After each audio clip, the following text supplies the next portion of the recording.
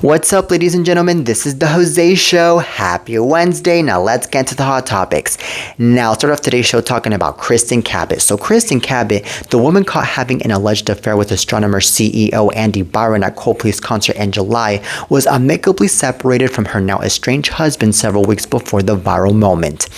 So Andrew Cabot is speaking out about the Kiss Cam scandal and his divorce with Kristen for the first time, with his team telling people he and Kristen were privately and amicably separated several weeks before the Coldplay concert. So Andrew is the CEO of Privateer Rum and AMP. Kristen was caught kissing Andy Byron, the CEO of Astronomer, where she was working as the company's chef people officer. So Kristen reportedly filed for divorce August 13, a little less than a month after the infamous Coldplay concert.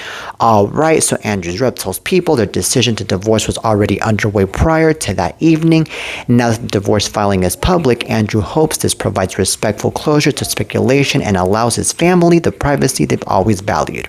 So this is really insane that Kristen Cabot is now known to be already separated from her own husband before the whole entire scandal happened. And the reason to why this is crazy is because I believe that Kristen Cabot should have already revealed a long time ago that she already separated from her own husband in order for us to not make such a big deal about the fact that Kristen Cabot was already caught with this guy Andy Byron.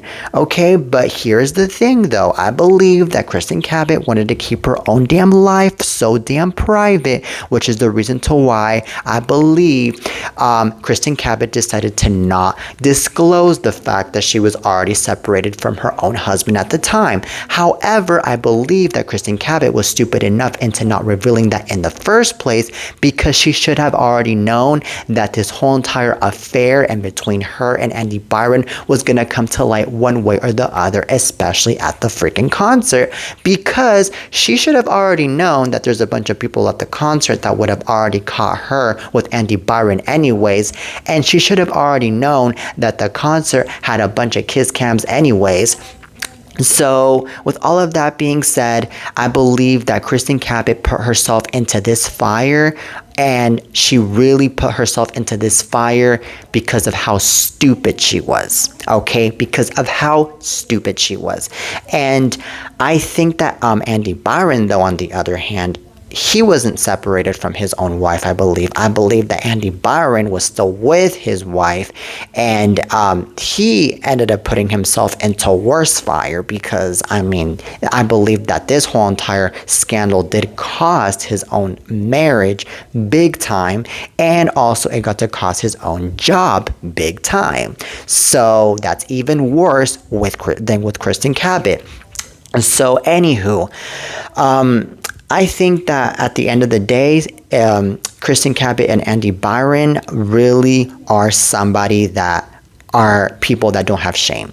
They are people that definitely are just like, okay, whatever. I don't care if I'm humiliated, maybe, or I'm just, we're just these type of people that are just, desperate for attention, maybe for the 5 minutes of fame, maybe, which is why maybe they purposely appeared in the concert showing off their little affair, maybe in the first place, but yet got embarrassed when they got in the kiss cam. I mean, I'm already making guesses here, but anywho, this is just so darn plain ridiculous at the same time.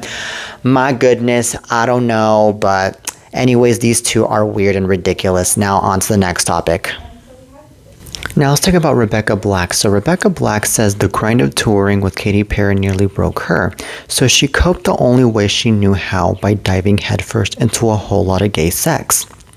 So the singer let off some serious steam by getting down and dirty on the regular, calling it a blessing to always have steamy nights to look forward to with her mystery girlfriend, whose identity she's keeping strictly under wraps. Alright, so Rebecca broke it down for people. The last few months have been chaos, opening for Katy's Lifetime tour, headlining her own tour in the spring, dropping her Salvation project in February, and squeezing in DJ sets and festival gigs on top of it all. Alright, so as for Katy's tour, Rebecca said the wildest part was realizing it takes more than a village to pull those shows off, and stepping into venues packed with 10,000 plus fans was straight up overwhelming at first.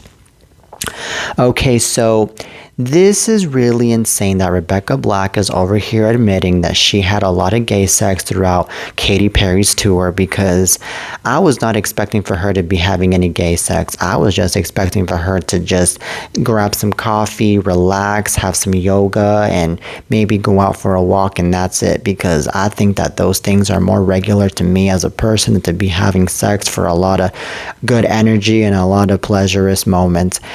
Because honestly, come on now. I mean, I understand that having sex could be a lot of fun and so forth, but I just feel like when you're in the middle of a tour, I mean, having sex, I believe, in my opinion, is just too intense, because it's just too much. And then it's also really weird at the same time that you're like thinking about the tour, and then you're having sex, and then you're thinking about the tour, and then having sex. Like, just go on and just leave that aside, and maybe leave it for like after the tour, in my opinion. Okay, like, come on now. And honestly, I never even knew that Rebecca Black is even not straight in the first place. I thought that the woman was completely straight. I thought that the woman maybe even had a boyfriend, but apparently I was wrong this whole entire time. Okay, and the woman doesn't even look gay to me, or she doesn't even look bisexual to me if she's bisexual. Okay, but anywho, yeah, with all of that being said, man, I just think that, in my opinion, I feel like this is just TMI at the same time to me. It's just something that I believe none of us really needed to know in the first place on what she was doing behind the closed doors while she was touring with Katy Perry. Okay, so yeah, that's all I have to say about this. Now on to the next topic. Now, Breaking Bad star Raymond Cruz unfortunately got arrested yesterday for spraying a garden hose at a girl, and apparently as of 4:14 p.m. yesterday, Raymond Cruz has been released from police custody on his own recognizance and is due back in court October 1st. Okay, so this is really insane, ladies and gentlemen, that this guy got arrested for shooting a garden hose at a little girl, or at a girl, because I believe that it's no damn big deal having to be shooting a garden hose at somebody, because the only thing that you're shooting is water. You're not shooting bullets. You're not beating up the person. You're not kicking the person or any of that other stuff. It's just a whole entire big deal what the girl's parents did to this poor guy. Like, I feel like they just should have told this guy, hey, you should have not done that. That's rude. And is spraying water at our own daughter, and that's it. Instead of taking it the whole level where they would end up involving law enforcement and then go off and arrest the guy and now ruin the guy's life. Like, it's just one of those things where I believe the parents were way too sensitive, and they thought that taking, law enforcement measures was actually the best idea. And I think that it's just one of those things too, where they really got too angry to the point that they really wanted to see the guy behind bars too. It's insanity, man. And to be honest, it was all because of the fact that Raymond Cruz, he was washing his car outside of his house. And then the girl didn't get out of the way, I believe, right after, or actually during the time that Raymond Cruz was washing his car. And then the guy got so frustrated to the point that he went off and he sprayed the garden hose at the girl. Okay, that is all what happened. Okay, so anyways, I think that this is definitely going to be something that I believe Raymond Cruz is going to be taken to court. I believe he's definitely going to sue because of the fact that he got arrested for something that is definitely not a big deal, especially because they put him a misdemeanor charge, all because of this ridiculous situation. Okay. Like, whoa. And I'm hoping that on October 1st, when the court hearing happens, they're going to be like, okay, well, at the end of the day, this was just something that, was kind of innocent at the same time. Like, he just went off and sprayed a garden hose at the girl, and that was it. It wasn't something that it was definitely a big deal. So we might as well just dismiss the charges and just, close the case. And that's it. I mean, I'm hoping, but who knows if that's going to end up happening, because, unfortunately, the court system can be kind of rigged at times. I mean, they could end up being more in favor of one thing than the other thing, and it's just so darn insane. But I mean, it is Raymond Cruz at the end of the day, so I mean, maybe they can be more in favor of him at the end of the day because of that too. So we never know, man. But anyways, on to the next topic. Now let's talk about Mike Tyson. So recently Mike Tyson revealed that he used fentanyl as a painkiller way back in the 90s in order to deal with the fact that he was dealing with so much pain throughout his boxing days, and that he was, of course, feeling so tired and stressed out, especially, and so forth. And that back in the day, he was, basically using it as a patch up, of course, to his toe as well, because I believe his toe was also in pain. So this is what I have to say about this. I think that Mike Tyson should have never done fentanyl. I just think he should have not done fentanyl, because I think that it kind of destroyed him in a way, because I think that, yes, the guy doesn't look all that bad, but I don't think he looks all that good anymore because of the fentanyl that he was doing way back in the day. And fentanyl really is a very harsh substance, by the way.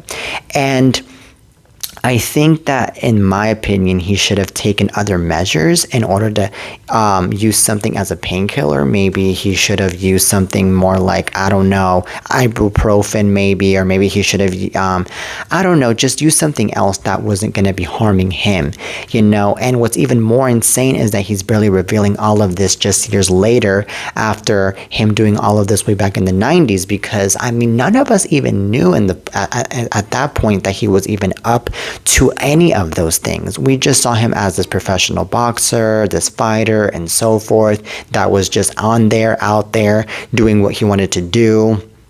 And he was the champ at the time, at the end of the day. So that's what I have to say about all of this. But anyways, good luck to you, Mike Tyson. You're the best and everything, and I'm glad that you got to quit doing all of these things, because if you would have continued to be doing all of these things in the first place, trust me, you would end up in the freaking grave right now, because if there's one thing that fentanyl does, it kills you softly or it kills you harshly. All right, along with the other drugs, and that is not pretty at all. All right, now that is it for today's show, ladies and gentlemen. I really hope you guys enjoyed today's lovely episode of The Jose Show. Till next time, and peace.